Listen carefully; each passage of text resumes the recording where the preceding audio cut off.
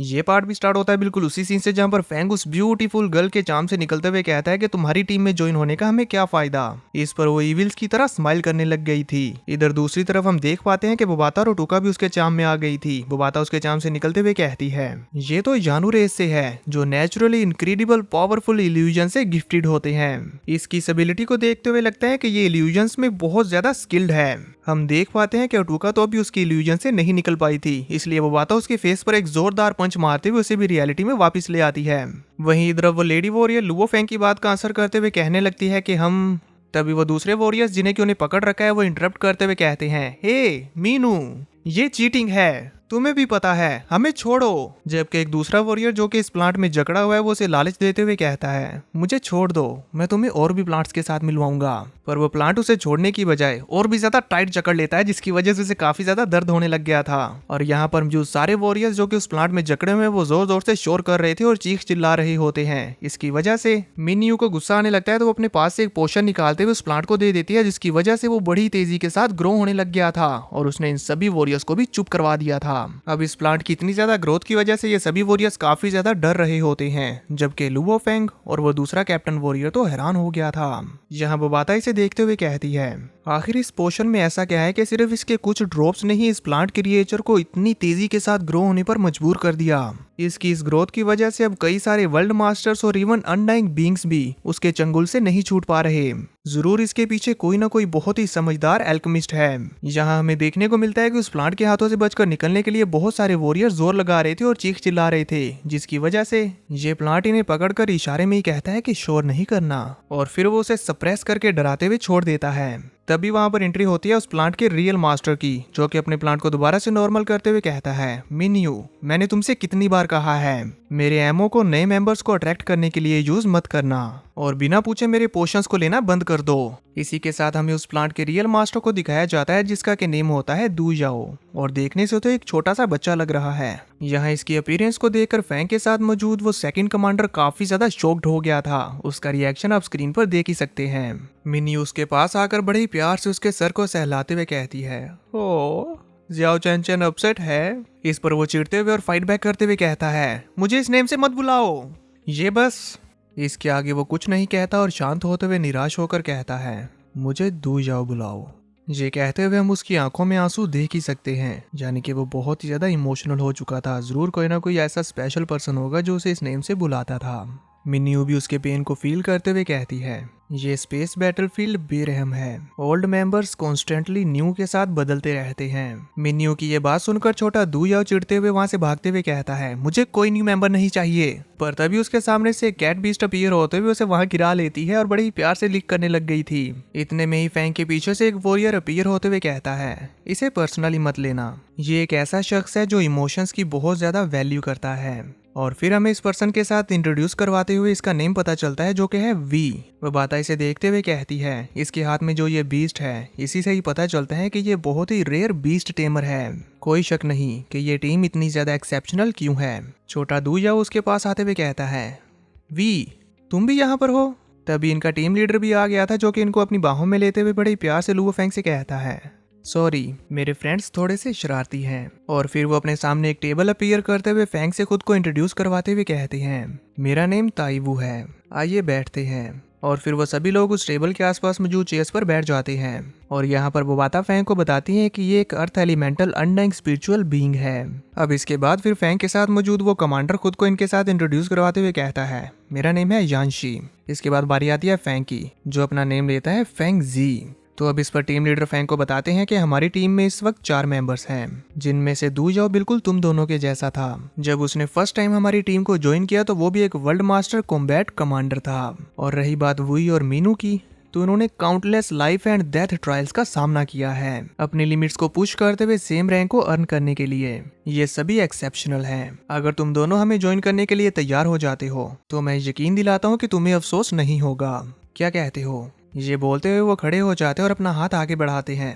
इस पर कमांडर यांशी खड़े होते हुए उनके हाथ पर हाथ रखते हुए कहते हैं मैं आपके साथ हूँ। ये देखकर फैंग अपने मन में सोचते हुए कहता है स्पेस वॉर में हम सभी पार्टिसिपेंट्स को मिलिट्री मेरिट पॉइंट्स इकट्ठे करने होते हैं। जब तक हम रिक्वायर्ड मेरिट पॉइंट्स तक ना पहुंच जाएं, हमें फोर्सेस को ज्वाइन करते हुए उनके ऑर्डर्स को फॉलो करना पड़ता है। अब क्योंकि ये एक इलाइट टीम है तो इसे ज्वाइन करना मुझे लगता है कि ये एक अच्छी चॉइस होगी। ये सोचते हुए फैंग भी अपना हाथ आगे बढ़ाते हुए कहता है, मैं भी आपके साथ हूँ। मिन्यू, प्लांट बीस्ट, वुई और ये सारे के सारे ही अपना हाथ उसके ऊपर रखते हुए टीम में शामिल हो जाते हैं। पर दाऊजी अभी भी हिचकिचा रहा था, पर फिर वो अपने दांत पीसते हुए हाथ आगे बढ़ाकर कहता है, ठीक है मैं भी हूँ। इस पर कैप्टन उससे कहते हैं, बहुत खूब, तुम सभी का स्वागत है। अब इसके बाद फिर कैप्टन अपने पहले के टीम मेंबर से कहते हैं, तुम दोनों ही न्यू मेंबर्स को यहाँ की चीजों से फैमिलियर होने में हेल्प करो। कुछ ही दिनों बाद हम बैटलफील्ड की तरफ रवाना होंगे। इसी के साथ सीन कट और हमें इस कुछ दिनों के गैप को फास्ट फॉरवर्ड करके दिखाया जाता है, जिसमें ये सभी लोग अपनी बैटलफील्ड की तैयारियां करने लग गए थे। और अब फिर कुछ दिन बीतने के बाद ये लोग अपने स्पेसशिप में बैठकर तेजी के साथ बैटलफील्ड की तरफ निकल पड़ते हैं। यहाँ जाते वक्त इनके साथ और भी बहुत सारे स्पेसशिप्स रवाना हो रहे थे, पर वो सभी अकेले अकेले ही अपनी अपनी मंजिल की तरफ आगे बढ़ रहे थे।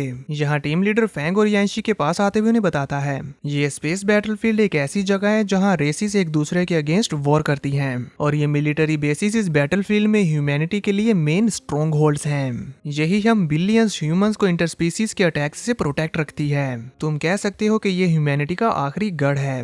इम्प्रेसिव है कि नहीं? टीम लीडर की ये बात सुनते हुए दूजा जो के पोशंस बना रहा था वो कहता है, वो सभी तो ह्यूमन टेरिटरी से बाहर हैं, तो शायद इसीलिए अभी तक न्यू कमर्स ने खतरा महसूस नहीं किया। उसकी इस बात पर मिनी उसे चिढ़ाते हुए कहती है, तो फिर मैं इन्हें तुम्हारी केयर में छोड़ देती हूँ। ये बोलकर वो अपने फेस पर हाथ रखते हुए हंसते हुए फैंग के पीछे टेलीपोर्ट हो गई थी और आगे बढ़ते हुए उनसे कहती है, अब क्योंकि तुम दोनों स्पेस बैटलफील्ड में अभी नए हो तो इसीलिए मैं पहले तुम दोनों को टेस्ट करूंगी। ये कहते हुए वो यांशी की बॉडी पर हाथ फेरते हुए उसको अट्रैक्ट करने की कोशिश कर रही थी, जो कि वर्क भी करती है। पर फिर वो उसे आंख मारकर तेजी के साथ फैंग के पास टेलीपोर्ट होते हुए कहती है, ये एरिया अलग अलग रेसिस के छोड़े हुए रेमनेंट्स से भरा हुआ है, जिनमें से कई सारे तो एक्चुअली बहुत ज्यादा वैल्यूएबल होंगे, लेकिन फिर भी अभी तक हमने उनमें से एक भी चीज नहीं ली, बल्कि इसकी बजाय हम उन्हें अवॉइड करते हैं। क्या तुम जानते हो क्यों? ये कहते हुए एक रेमनेंट की तरफ इशारा भी करती है। लुओ फैंग और यांशी उसे देखते हैं और फिर यांशी अपना सर खुजलाते हुए कहता है, क्योंकि ये रूइंस कुछ खास वैल्यूएबल नहीं लग रही। इस पर मिन्यू तो हंसने लग गई थी। तभी दुयाओ आगे बढ़ते हुए उनसे कहता है, बेवकूफ, ऐसा इसलिए क्योंकि इन एरियाज में एलियन एनिमीज के छुपे रहने के हाई चांसेस होते हैं, जो हम लोगों के वहां पर जाते ही हमें मार सकते हैं। इसीलिए याद रखो, एक बार जब तुम मिलिट्री बेस से निकल जाते हो तो वो हर चीज जो भी तुम देखते हो वो बैटलफील्ड है। हम सभी को हर वक्त फाइट के लिए रेडी रहना होगा, कोई पता नहीं कब हम पर अटैक हो जाए। दुयाओ की इस बात पर फैंग और यांशी दोनों यहाँ में अपना सर हिलाते हैं, जबकि मिन्यू कहती है, वाकई ही सीनियर दुयाओ ने सही आंसर दिया है और अब से तुम दोनों सीनियर दुयाओ से सब कुछ सीख सकते हो। ये कहते हुए वो बड़े प्यार से उसे छेड़ भी रही थी। इस पर दुयाओ फिर से चिढ़ते हुए कहता है, मिन्यू तुम वाकई ही ना। पर फिर वो आगे कुछ नहीं कहता और अपना चेहरा घुमा लेता है। उनकी इन हरकतों को देखते हुए कैप्टन तो काफी इंजॉय कर रहे थे, जबकि लुओ फैंग और यांशी ग्रीट करते हुए कहते हैं, आपकी गाइडेंस के लिए बहुत बहुत शुक्रिया सीनियर दुयाओ, हम आपकी कही हुई बातों को याद रखेंगे। ये सुनकर तो दुयाओ को भी लगता है कि अब ये दोनों भी मुझे चिढ़ा रहे हैं। अब इसके बाद फिर कैप्टन लुओ फैंग से कहता है, फैंग जी, यांशी ज्यादा परेशान मत होना, मैं आपसे आपके फर्स्ट मिशन पर की प्लेयर्स होने के एक्सपेक्टेशंस नहीं रख रहा हूँ। अगर तुम दोनों हमें प्रॉपर सपोर्ट प्रोवाइड कर पाते हो तो वो भी हमारे लिए काफी होगी। इस पर वो दोनों कहते हैं, समझ गए। और फिर फैंग कैप्टन से पूछता है, कैप्टन ताइवू, इस बार हम कहाँ जा रहे हैं? तो कैप्टन फैंग को बताते हैं कि शैटर्ड स्टार बेल्ट पर, जो कि यहाँ से 80,000 लाइट ईयर्स दूर है। इसका बॉर्डर कई सारी टॉप टायर एलियन रेसिस की टेरिटरी है। इसी वजह से वहाँ पर ह्यूमैनिटी और एलियन रेसिस के बीच में बैटल स्पेशली फियर्स होती हैं। हम जल्दी ही इन रूइंस और डेब्रिस के एरिया से क्लियर जोन में पहुंच जाएंगे और वहाँ पहुंचते ही हम अपनी स्पीड को बढ़ाते हुए स्पेस जंप करने के काबिल हो पाएंगे। एक बार जब हम डार्क यूनिवर्स में एंटर हो जाएंगे तो हम सेफ होंगे, तब तुम थोड़ी सी रेस्ट कर सकते हो, लेकिन मेंटली खुद को तैयार कर लेना। एक बार जब हम वहां पर पहुंच गए तो हम ब्लडी बैटल में शामिल हो चुके होंगे। इसी के साथ सीन कट होकर हमें देखने को मिलता है कि वो लोग डार्क यूनिवर्स से बड़ी तेजी के साथ ट्रैवल कर रहे होते हैं और फिर हमें 3 दिन बाद का सीन दिखाया जाता है, उस जगह का जहां पर लुओ फैंग और उसकी टीम आने वाली है। जहां हमें देखने को मिलता है कि रोबोट क्लैन की एक मशीन एक ह्यूमन वॉरियर को बड़ी ही बेरहमी के साथ अपने हाथों से कुचलते हुए जान से मार रही होती है। वो बेचारा इसके हाथों से बचकर निकलने की बहुत कोशिश करता है, लेकिन इसकी पावर्स के सामने वो कुछ भी नहीं था, इसीलिए वो इसे कुचलकर मार डालते हैं और वो वॉरियर सिर्फ चिल्लाता रह गया था। उस वॉरियर को मारने के बाद रोबोट क्लैन की ये मशीन कहती है, इन कमजोर ह्यूमंस ने मेरे कोऑर्डिनेट्स को ट्रेस करते हुए यहाँ पर आने की जुर्रत की, इसका ये हाल तो होना ही था। उस वॉरियर को किल कर देने के बाद ये उसकी सारी की सारी स्टोरी रिंग्स को भी अपने पास रख लेता है, जो कि काफी ज्यादा होती हैं। अब हमारी रोबोट रेस की टेक्नोलॉजी से ये लोग हमें ट्रेस नहीं कर पाएंगे। ये बोलकर वो वापस अपने चैम्बर के अंदर चला गया था, जहाँ पर जाते उसे मालूम होता है कि एक और ह्यूमन स्पेसशिप उसकी टेरिटरी में घुस आ रही है। इसीलिए वो उसे देखते हुए कहता है, लगता है कि अब इन्हें भी सबक सिखाने का वक्त आ गया है। मैं इन्हें दिखाता हूँ कि आखिर इस 7th बैटलफील्ड में वाकई कौन रूल करता है। ये बोलकर वो अपने सामने कई सारी विंडोज को ओपन करते हुए उनके ऊपर कुछ कमांड्स देने लग गया था, जिसकी वजह से हम देख पाते हैं कि उसके आसपास कई हजारों रोबोट्स एक्टिवेट होना शुरू हो गए थे।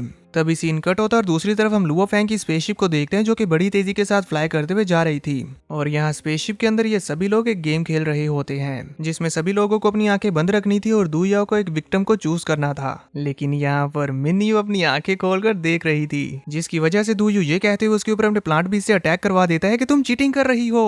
तो उसके इस अटैक को रोकने के लिए यांशी बीच में आ गया था, इसीलिए वो इस प्लांट बीस्ट के अटैक का शिकार बन जाता है। मिन्यू भी पीछे नहीं हटती, वो भी दू याओ के इस अटैक के रिटर्न में उसके ऊपर अपना एक इल्यूजन फेंक के मारती है, जिसे दू याओ ने डॉज कर लिया था और ये इल्यूजन जाकर लगता है उस बीस्ट कैट को, जो इस अटैक की वजह से एक इल्यूजन में ट्रैप हो जाती है। पर अब हमारा दू याओ भी कहाँ कम है, वो अपने पास से एक पॉइजनियस पोशन निकालते हुए उसे मिन्यू के ऊपर दे के मारता है, और मिन्यू भी दोबारा से अपना एक और इल्यूजन उसके ऊपर दे के मारती है, इससे पहले कि इन दोनों के ये अटैक एक दूसरे को हिट हो पाते। तभी यांशी दोबारा अननोइंगली इन दोनों के अटैक के बीच में आ जाता है और वो इन दोनों से ही हिट हो गया था। इससे वो बेचारा तो वहीं पर बेहोश होकर गिर गया था। इससे पहले के बात और बिगड़ती वुई जल्दी से आगे बढ़ते हुए दू याओ को पकड़कर उसे रोकता है। ये देखकर लुओ फैंग और वुई तो काफी इंजॉय कर रहे थे, जबकि कैप्टन अपना सर हिलाते हुए कहते हैं कि इनका कुछ नहीं हो सकता। इनका ये मस्ती मजाक चल ही रहा था कि तभी इतने में ही शिप में रेड अलर्ट आने लगता है और शिप का यही बताता है हमारे ऊपर अटैक हो रहा है, 2 सेकंड्स में वो हमारी शिप के साथ हिट हो जाएगा। ये सुनते ही वो सभी लोग सीरियस मूड में आ जाते हैं, पर इससे पहले कि वो कुछ कर पाते वो अटैक आकर इनके स्पेसशिप से हिट हो जाता है। ये देखकर दू याओ की आंखें खुली की खुली रह जाती हैं और हमें उसकी आंखों में ही देखने को मिलता है एक जोरदार ब्लास्ट। तो अब देखेंगे नेक्स्ट एपिसोड में कि आखिर इनका क्या होगा।